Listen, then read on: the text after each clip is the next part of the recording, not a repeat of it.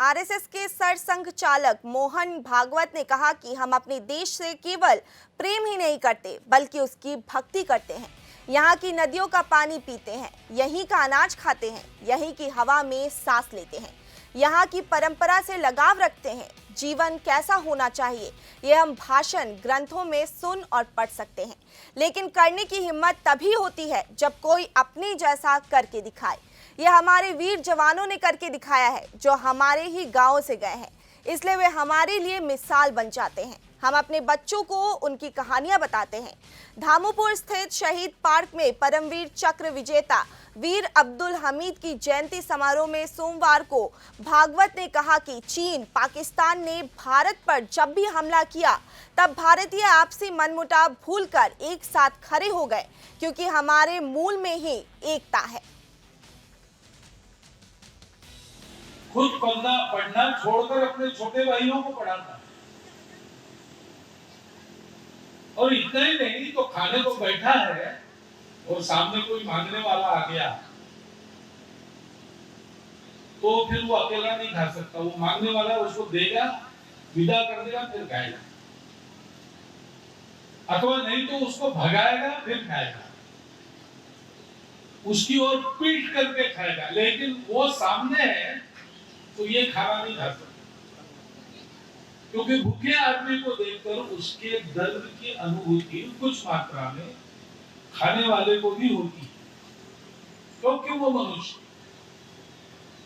और इसके चलते मनुष्य संबंध बनाता है, वो स्वयं है, वो अपने लोगों को बनाता है।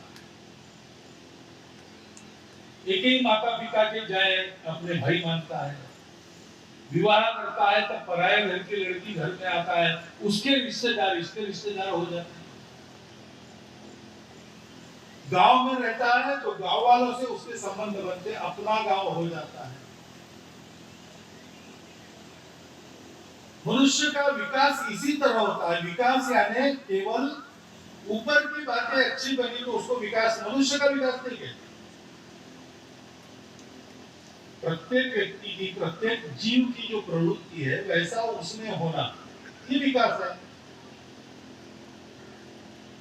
अब सर्कस में शेर और बकरी एक थाली में खाना खाते हैं और बंदर फुटबॉल खेलते हैं, हाथी साइकिल चलाता है।